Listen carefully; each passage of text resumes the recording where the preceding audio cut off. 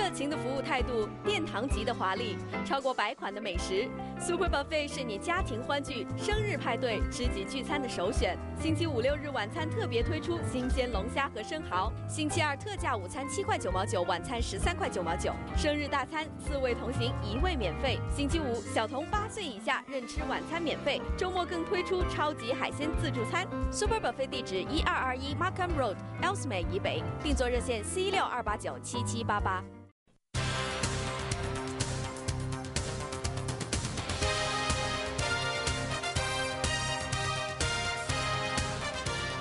各位觀眾晚安，歡迎翻嚟第二節嘅晚間新聞。香港方面，首批登記領取政府派發6000蚊嘅65歲或以上長者，今日起可以到銀行或郵政局遞交申請表登記。為應付首日嘅登記工作，多間銀行分行同郵政局特別安排假日辦公。超過1000間銀行分行假日特別辦公，收集長者嘅登記表格。銀行職員協助長者解決填表同埋交表遇到嘅問題。有銀行就設專櫃，存戶只要提供身份證同埋戶口存摺，會替佢哋直接將資料打印到表格。更加準備咗放大鏡，方便長者核對資料。亦都有銀行為市民即場開戶口。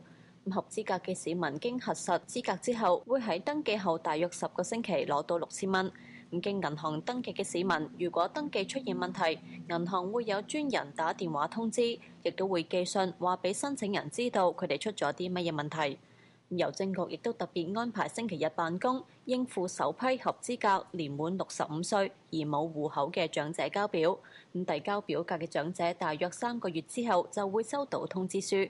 屆時佢哋帶同通知書同埋身份證，親自嚟到郵政局就可以領取6000蚊嘅支票。首個登記日，有團體喺旺角嘅銀行外訪問交登記表嘅長者，接近40%嘅受訪者唔滿意派錢嘅方式及登記嘅程序，亦都有超過60%嘅受訪者認為完成登記之後需要10個星期先至攞到款項嘅等候時間太長。此外，亦都有長者認為政府可以直接將6000蚊存入佢哋嘅生果金戶口，節省等候時間。團體希望政府善用資源，喺推行措施嘅時候要作出周詳嘅考慮。ViuTV 雷戰日報道。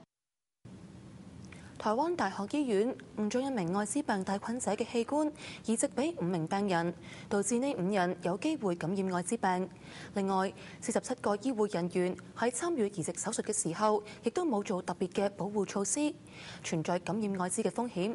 台灣衛生部門要求院方提交報告，要行政處分。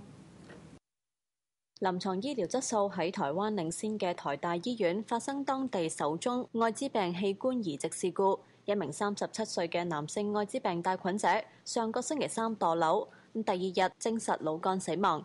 呢名男子嘅屋企人主動聯絡台大器官捐贈小組，不過就唔知道佢感染咗愛滋病。台大嘅檢驗團隊接受器官捐贈嘅時候，驗出捐贈者對愛滋病呈陽性反應，之後只透過電話向移植團隊報告檢驗結果。而移植團隊聽錯測試呈陰性反應，未有做第2次確認，就將捐贈者嘅心、肝、肺同埋2個腎分別移植到5個病人身上。其中心臟移植手術由成功大學醫院接手，其他4名病人就喺台大醫院接受手術。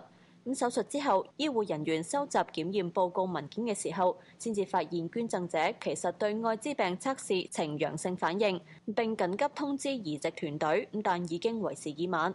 台大醫院琴晚緊急召開記者會，承認有關人士冇做好查核，步驟有誤差，向病人家屬同埋公眾道歉。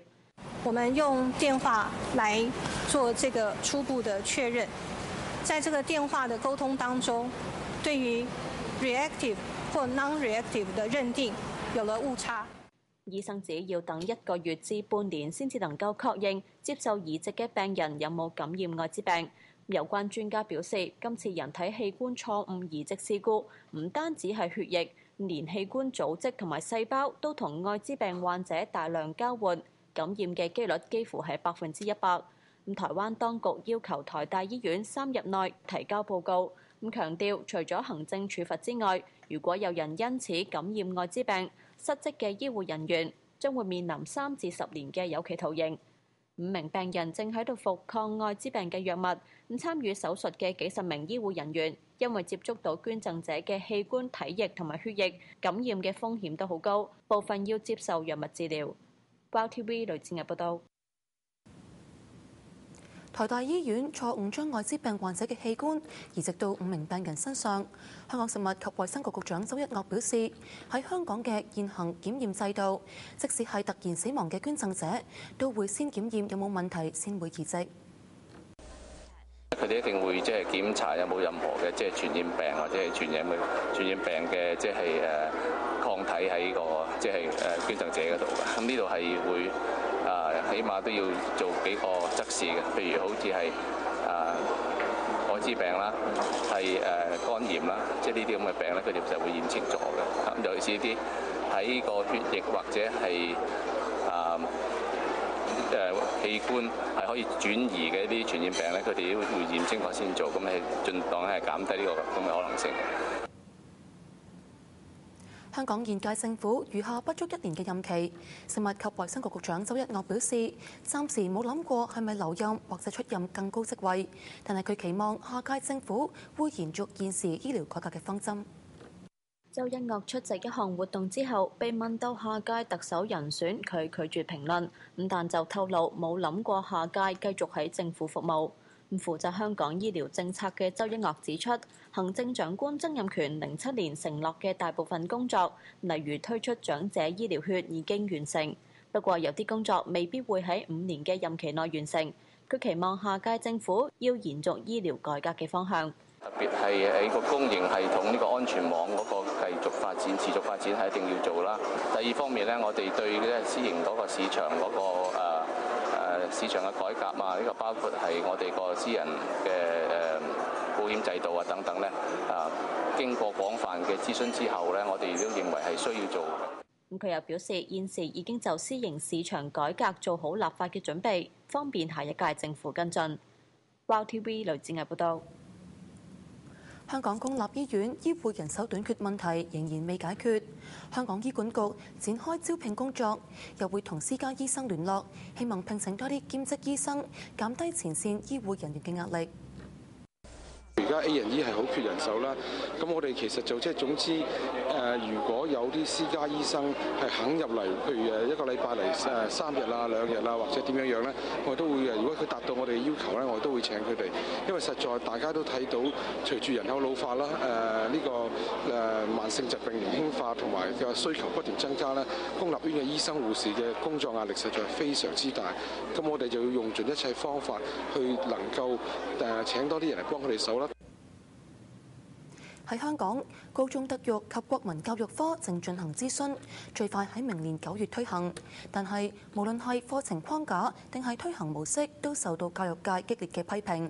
而呢個科目同明年將會喺初中推行嘅新科目生活與社會課程有好多內容重疊。教育界人士認為，德育及國民教育科根本冇必要獨立成科。另外，相關教材亦都係一大問題，有書生表明時間太趕急，嚟唔切準備。將香港教育局公佈嘅德育及國民教育科嘅課程框架同明年即將喺初中推行嘅生活與社會課程相對比，發現課題重疊嘅問題非常嚴重。生活與社會課程包括學生個人發展嘅單元，會教導學生建立積極嘅人生態度同埋面對逆境。但係德育及國民教育科內有一模一樣嘅課題，詳細對比之下發現兩科嘅內容最少有8個地方係相似㗎。津貼中學議會主席廖亞全就指，兩科的確有重疊之處，相信可以合併處理。而香港教育評議會就認為，德育及國民教育科根本冇必要獨立成科。德育及國民教育科嘅諮詢期將會喺8月底屆滿。教育界就希望政府喺諮詢期完結之後，可以盡快公佈呢一科究竟會唔會獨立成科，以及點樣解決課程重疊嘅問題。另外，除咗獨立成科及內容重疊嘅爭議，教材亦都係一個大問題。書商要為新課程出版新嘅教科書，除咗要編寫，仲要將教科書交到教育局審批。但德育及國民教育科最快明年9月就要推出，有書商就表示根本趕唔切準備。為此，教育局多次為新科目準備部分嘅教材，有出版社就質疑教育局壟斷市場。教育局回應指，原先準備部分教材嘅目的係要俾書商作為參考，可以更加了解課程要求，而唔係為咗壟斷市場。ViuTV 雷展日報道。香港空氣質素明顯轉差，多個監測站都錄得甚高水平。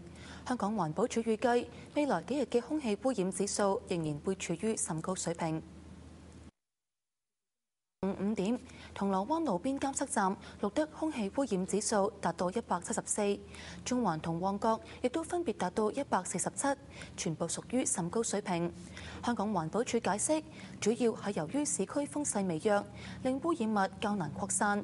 而天文台預測未來幾日會持續天晴酷熱，風勢會較弱，相信空氣污染指數仍然會較平日高。而家先休息一陣，喺稍後翻嚟會有趣聞同埋天氣消息。晨早360，朝朝好有型。郭粵語主持，陪你食早餐。最新即時資訊，新鮮社會生活話題。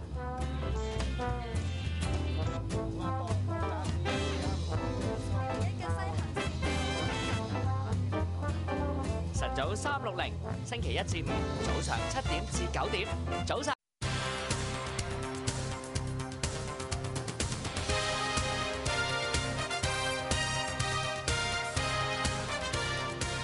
歡迎翻到嚟最後一節嘅晚間新聞。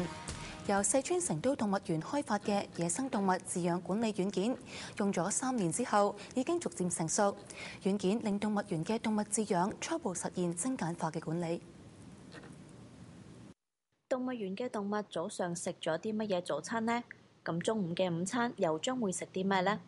今日做咗邊啲檢查？飼養員係唔係已經幫佢哋清潔咗佢哋嘅屋企呢？呢啲動物生活上嘅繁瑣事，而家就可以仔細咁記錄落嚟，放到動物園嘅內聯網進行管理。呢個就係成都動物園使用嘅第一套野生動物飼養管理軟件帶嚟嘅好處。呢套軟件喺08年底開始使用，咁主要嘅功能就係整理以及分析動物飼養管理嘅數據同埋資料，咁可以快捷咁查詢同動物相關嘅統計數據等等。咁軟件唔單止令動物園可以更加規範咁得到管理，咁而且仲可以依靠呢啲數據嚟研究動物嘅種類同埋群體。目前呢套軟件將會免費提供俾全國32間嘅動物園一齊使用。ViuTV 雷戰日報道。跟住睇多倫多嘅天氣。現時室外溫度係21度，多雲，吹每小時39公里嘅北風。今晚最低氣溫會跌至13度。再睇多倫多未來5日嘅天氣預測。